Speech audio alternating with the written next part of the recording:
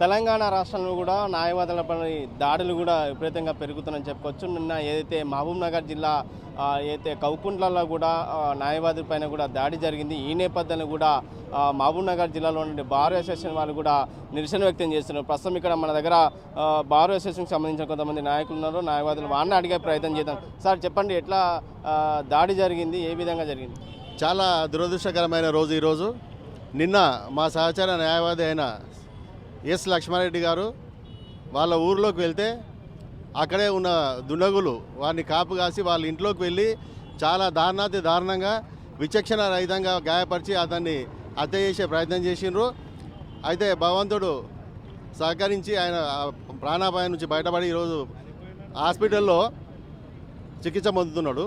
అయితే ఇక్కడే కాకుండా రాష్ట్రంలో మొత్తం మీద దేశంలో కూడా న్యాయవాదుల పైన జరుగుతున్నటువంటి ఈ అరాచకాలను, ఈ దాడులను అరికట్టాలని న్యాయవాద సమాజం అంతా కూడా ఇప్పటికే ఎన్నోసార్లు ప్రభుత్వానికి విన్నపం చేసింది. అయినప్పటికీ ప్రభుత్వాలు కూడా ముందుకు రావడం లేదు. అందులో భాగంగానే ఈరోజు కూడా మా కళ్ళ ముందే మా సహచర న్యాయవాది పైన దాడి జరిగింది. దానికి గాను మా బార్ అసోసియేషన్ అందరం ఏకగ్రీవంగా ఈరోజు విధులు బహిష్కరించి మూకుమ్మడిగా ఈ ధర్నాలు చేస్తూ అట్లాగే కలెక్టర్ గారికి, ఎస్పీ గారికి కూడా రిప్రజెంటేషన్ ఇచ్చేందుకు మేము బయలుదేరినాం. అయితే ఆ దాడికి జరిపిన వాళ్ళు ఎవరైనా సరే, ఎంతటి వాళ్ళైనా సరే, వాళ్ళని ఖచ్చితంగా చట్టం ముందుకు తీసుకొచ్చి శిక్షించాలని చెప్పి మా న్యాయవాదులు అందరం కూడా ఏకవాక్యంతో ఐకమత్యంగా మేమందరం కూడా సపోర్ట్ చేస్తూ ఉన్నాం. ప్రభుత్వాన్ని కూడా హెచ్చరిస్తూ ఉన్నాం.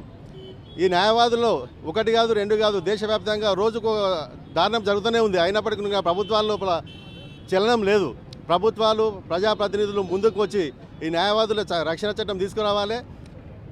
సమాజంలో ఎవరికైనా ఏమైనా ఆపద కలిగితే మొదట ముందుండి పోరాడేదే న్యాయవాదులే. న్యాయవాదులకే రక్షణ లేనటువంటి పరిస్థితులు ఉన్నప్పుడు న్యాయవాదులు చాలా ఇబ్బందుల్లో ఉన్నారు. ప్రభుత్వాలు గమనించి ముందుకు రావాలా. లేదనంటే ఈ ధర్నాలు కానీ ఈ మేమందరంగా ఐకమత్యంతో దేశవ్యాప్త ఆందోళనలు చేపడతామని చెప్పేసి ఈ సభాముఖంగా చెప్తూ మా న్యాయవాదులు అందరూ కూడా సహకరించి ఈరోజు ఈతోటే కాదు, దీంతో మేము భవిష్యత్ కార్యాచరణ కూడా మేము ముందు పెట్టబోతున్నాం. మొదటగా మా సోదర న్యాయవాది లక్ష్మారెడ్డి గారిపై జరిగిన చర్యను మేము అందరం ఖండిస్తున్నాం. దానికి బాధ్యులైన ప్రతి ఒక్కరిని కూడా ఎంబడే వాళ్ళపై చట్టరీత్యా చర్యలు తీసుకొని శిక్షించాలని చెప్పి ప్రభుత్వాన్ని, ఈ పోలీస్ యంత్రాంగాన్ని డిమాండ్ చేస్తూ ఉన్నాం. మీరు చెప్పండి సార్, అసలు లక్ష్మారెడ్డి న్యాయవాదిని ఎందుకు చంపాలనుకున్నారు? మా తోటి న్యాయవాది లక్ష్మారెడ్డి గారు గత 12 సంవత్సరాల నుంచి కూడా మా భారత స్టేట్లో పనిచేస్తున్నాడు. ముందుగా వారు ప్రతాప్ కుమార్తో చేశారు, తర్వాత ఇండిపెండెంట్ చేస్తున్నాడు. తోటి న్యాయవాదితో కలిసి మంచిగా ఉండేవాడు. ఇంతకుముందు కూడా 12 సంవత్సరం ఆయన మా భారత సెక్రటరీగా ఉన్నాడు. అయితే కొన్నాళ్ళ నుంచి కూడా కేసెస్ అవి ఏదో సివిల్ కేసెస్ ఏదో డిస్ప్యూట్స్ ఉన్నట్టున్నాయి వాళ్ళ ఊళ్ళో. సో దానివల్ల వెళ్ళడం రావడం చూసుకోవడం జరుగుతుంది. ఇంతలోపల నిన్న సాయంత్రం కూడా కోర్టులో ఉన్నాడట. ఊరి వాళ్ళ అమ్మకి ఏదో డబ్బులు రావాలి ఊళ్ళో అని చెప్పేసి తీసుకురావడం కానీ తన తల్లితో పాటు ఇంటికి వెళ్ళాడు. వెళ్ళి ఇంట్లో ఉంటే ఈ దుండగులు ఏదైతే దాడి చేశారో వాళ్ళు కావాలనే ఉద్దేశంతో ఇంటికి వెళ్ళి దుర్మార్గంగా దాడి చేసింది. కాబట్టి అది తీవ్రంగా ఖండిస్తున్నాం మేము. ఏమైనా మా న్యాయవాదుల అందరం కూడా ఒక న్యాయవాదిపై జరగడం అని చాలా తప్పు.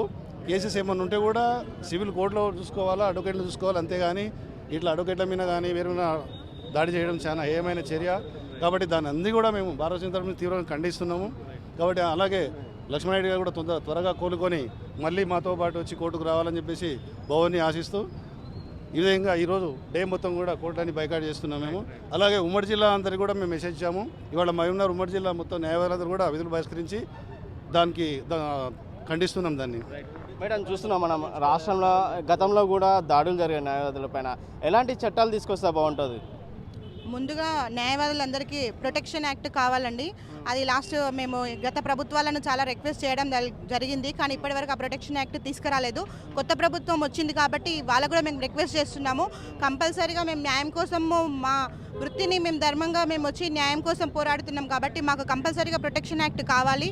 ఒక న్యాయవాది ఇంట్లో ఉంటే మరీ వచ్చి కొట్టిపోవడం చాలా దారుణం అండి. ఏదన్నా ఉన్నా కోర్టులో చూసుకోవాలి, కానీ అట్లా న్యాయవాదులనే వాళ్ళని శిక్షించినట్టు అక్కడికి వచ్చి కొట్టడం అనేది కరెక్ట్ కాదు.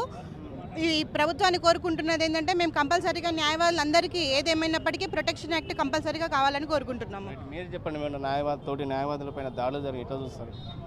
చూడండి, ఇది మొదటిసారి కాదు, ప్రతిసారి ఇంతకుముందు కూడా ఒక భార్యాభర్తలు ఇద్దరు అడ్వకేట్స్ వాళ్ళు పోతుంటే కూడా ఒక బ్రూటల్ మర్డర్, అదైతే ఊహించలేము. అది కేసు నడుస్తుంటేనే ఎన్నో జరిగినాయి. ఇంతకుముందు కూడా కర్ణాటకలో కూడా ఒక అడ్వకేట్ను కోర్టు ప్రైమసీస్లో చాలా దారుణంగా కొట్టి చంపిండ్రు.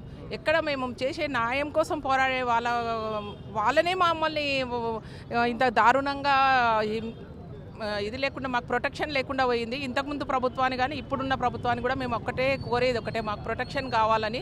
అమెండ్మెంట్ చేయండి, మాకు అడ్వకేట్స్ దానికి ప్రొటెక్షన్ కావాలని కూడా మేము ఎన్నోసార్లు విన్నవించుకున్నాము. అయినా సరే మాకు అటువంటిది ఏం జరుగుతలేదు. ఇప్పుడున్న ప్రభుత్వాన్ని కూడా మేము అదే కోరుతున్నాము, మాకు న్యాయవాదులకు ప్రొటెక్షన్ కావాలనేది. ये बहुत ही बदबख्ताना वाक़या है।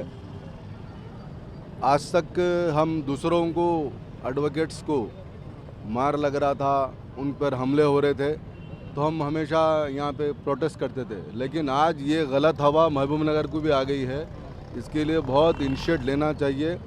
चूँकि गवर्नमेंट बदली हुई है, बहुत अच्छे आशा भरोसे गवर्नमेंट दे रही है, तो मैं गवर्नमेंट रेवंत रेड्डी साहब सीएम से ख़ास गुजारिश करता हूँ, जहाँ 6 प्लान्स की बात कर रहे हैं, वहाँ 7th प्लान में ये एडवोकेट्स प्रोटेक्शन एक्ट अगर लगाएंगे तो आज़ादी रहेंगी। अब हर चीज़ देख रहे हैं आप, गवर्नमेंट के भी जितने कालेश्वरम प्रोजेक्ट से लेके जितने भी धांधलियाँ हैं सब, इसको भी एक एडवोकेट ही रिप्रेजेंट कर रहा तुम्हारी तरफ से।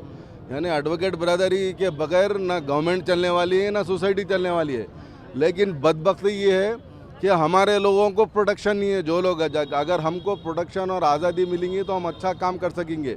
मैं at the same time Subramanyam police Mahabubnagar से ख्वाहिश करता हूँ कि वाक़े को ईजी नहीं लेना इसको it has to be crushed. इसको करना आइंदा कोई फिर सोचना नहीं एडवोकेट के ऊपर आने वाली बात के लिए।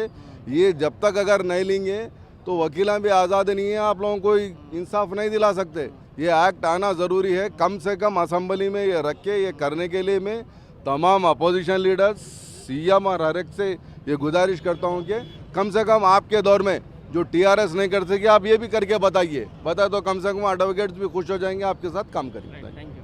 రైట్, మొత్తం మీద చూసుకున్నట్టయితే కూడా రాష్ట్రంలో కూడా న్యాయవాదులపైన దాడులు జరిగిన పరిస్థితి కనిపిస్తుంది. ఖచ్చితంగా కొత్త ప్రభుత్వం ఏర్పడింది. కొత్త ప్రభుత్వం ఏర్పడినప్పుడు కూడా న్యాయవాదులకు ఒక చట్టం తీసుకొస్తే బాగుంటుంది. గతంలో కూడా న్యాయవాదులకు చాలా దాడులు జరిగాయి. ఇప్పుడైనా కూడా న్యాయవాదులపైన దాడులు జరగకుండా ఒక చట్టం తీసుకొస్తే బాగుంటుందని చెప్పి న్యాయవాదులు డిమాండ్ చేసిన పరిస్థితి కనిపిస్తుంది. వీడియో జర్నలిస్ట్ సీనితో రామకొండ, ఆర్టీ, మహబూబ్ నగర్. మరిన్ని వీడియోస్ కోసం ఛానల్ ని సబ్స్క్రైబ్ చేయండి, లేటెస్ట్ అప్డేట్స్ కోసం వాట్సాప్ ఛానల్ ని ఫాలో చేయండి, అండ్ లింక్ డిస్క్రిప్షన్ లో ఉంది.